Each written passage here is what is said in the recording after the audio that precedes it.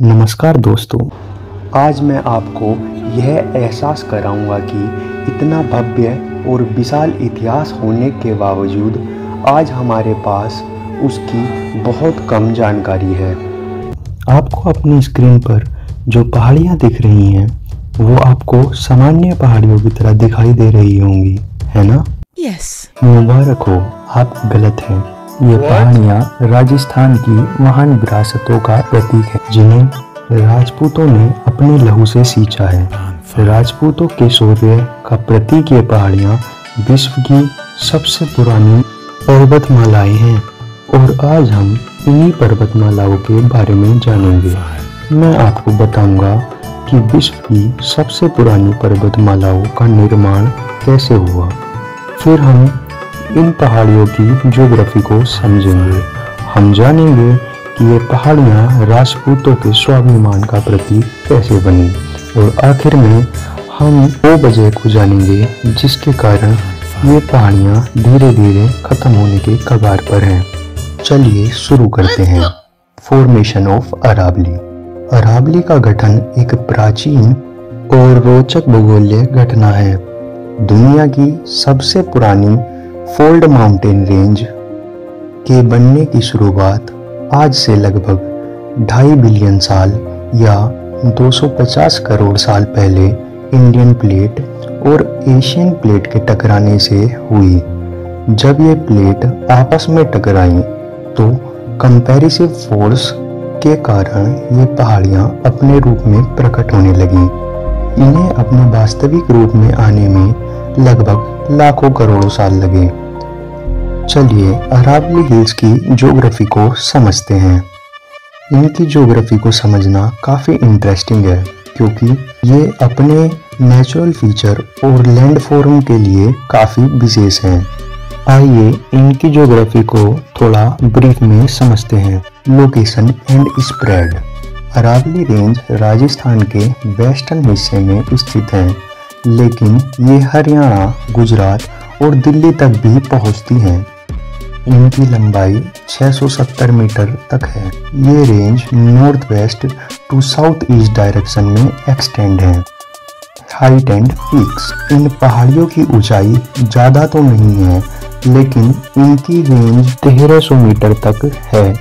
इनकी सबसे ऊंची पीक गुरु शिखर है जो माउंट एबू के पास स्थित है और इसकी ऊंचाई 1722 मीटर है। Drainage and river. अरावली काफ़ी रिवरों का सोर्स है। कुछ प्रमुख नदियाँ जो अरावली को सींचती हैं उनमें सरस्वती नदी, लूनी और बनास शामिल है। Natural resources. अरावली की रेंज के आसपास कई प्रकार की मिनरल रिसोर्स भी पाई जाती हैं जिनमें मार्बल, लाइमस्टोन, ग्रेनाइट और मीका शामिल है। राजस्थान जो सेमी एरिड और एरिड रीजन है, वहाँ पे ग्राउंड वाटर भी एक महत्वपूर्ण रिसोर्स बन जाता है।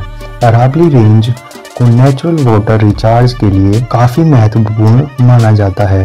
ये पहाड़ियाँ मानसून के दौरान बारिश का पानी अपनी वैलीज और रिवर्स के थ्रू स्टोर करती हैं, जो फिर अंडरग्राउंड रिचार्ज में मदद करता है। चलिए अब जानते हैं कि अरावली राजपूतों का स्वाभिमान का प्रतीक कैसे बना। Fortress of Rajput honour.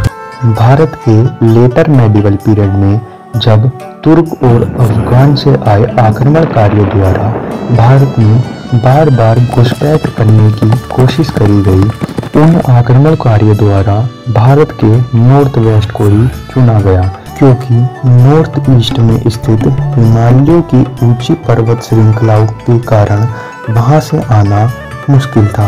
उस समय आधुनिक तकनीक न होने के कारण वेस्टर्न कोस्ट से समंदर के रास्ते से आना भी मुश्किल था। वहीं नॉर्थ वेस्ट में थार डेजर्ट के कारण घुसपैठ करना आसान बन जाता था और भारत की ढाल बनकर राजपूत सिपाहियों ने उन्हें हर बार मुंह तोड़ जवाब दिया। राजपूतों की वीरता और अदम्य साहस के प्रतीक वे किले जिन्हें जीतना नामुमकिन था, जो आज भी भारत का गौरव बढ़ाते हैं। चित्तौड़गढ़ किला। गढ़ तो चित्तौड़गढ़, बाकी सब गढ़ैया।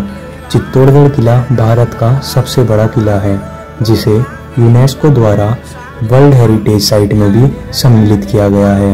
यह विशाल किला चित्तौड़ जिले में स्थित है। इसे 7वीं शताब्दी में मौर्य शासकों द्वारा बनाया गया था। ये किला 700 एकड़ में फैला है। किले के दीवारों की ऊंचाई 45 फीट है। ये वही दीवारें हैं जिसके आगे अपनी विशाल सेना लेकर खड़ा अलाउद्दीन खिलजी 8 माह तक ये ही सोचता रहा कि इन दीवारों को पार कैसे किया जाए। ये दीवारें मां पद्मिनी के स्वाभिमान का प्रतीक हैं, जिन्होंने 8000 रानियों के साथ जौहर किया था। किले पर 1568 में अकबर ने भी आक्रमण किया था। यह वही अकबर है जिसे हम द ग्रेट अकबर के नाम से जानते हैं। उस समय नेपाल के राजा महाराणा प्रताप के पिता उदय सिंह का शासन था। इस युद्ध में 8000 से ज्यादा रानियों ने जौहर किया था।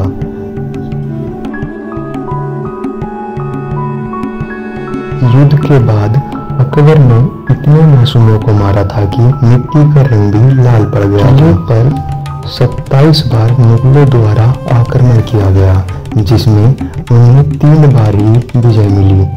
किले में महाराणा कुंभा द्वारा निर्मित विजय स्तंभ भी है, जिसे राणा कुंभा ने गुजरात और मालवा को जीतने की खुशी में बनवाया, जिसको बनाने में 10 साल का समय लगा था।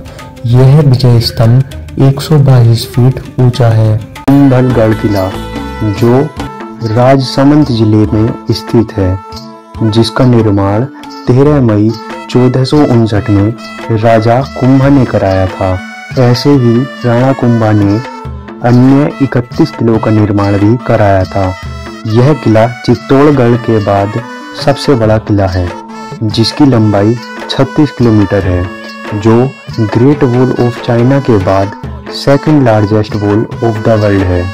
किले पर पहला आक्रमण अलाउद्दीन खिलजी ने किया था, जिसके बाद दूसरी बार गुजरात के अहमद शाह ने किले पर आक्रमण किया था।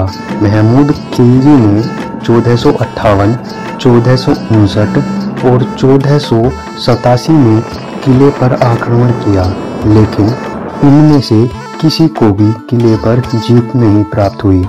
इस किले में भारत की शान महाराणा प्रताप का जन्म भी हुआ था।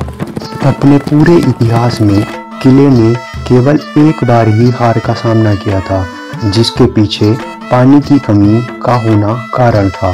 माना जाता है कि 3 बागबानों ने किले के साथ विश्वासघात किया था, जिसके अंतर्गत शहबाज खान ने किले को अपने अधीन कर लिया था। बाद में उसको हराकर राजपूतों ने इस किले को फिर से अपने अधीन कर लिया था। जयगढ़ किला, जहां रखी गई थी दुनिया की सबसे बड़ी पहियों पर चलने वाली तोप, जो आज भी वहां पर रखी गई है। इतिहास में इस किले को कभी भी जीता नहीं गया है। ऐसे ही अरावली पर बहुत से किले हैं जो राजपूतों के गौरव गाथा को गाते हैं। चलिए अब जानते हैं कि अरावली की पहाड़ियाँ धीरे धीरे खत्म होने के कगार पर क्यों खड़ी हैं।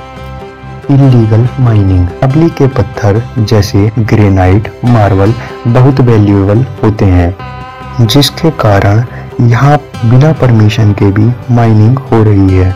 और इसका एक कारण क्लाइमेट चेंज भी है, जिससे बारिश का कम होना पहाड़ियों को कमजोर कर रहा है। आज के लिए बस इतना ही। कमेंट में ये ज़रूर बताना कि आपको अपने पूर्वजों के इतिहास के बारे में जान के कैसा लगता है।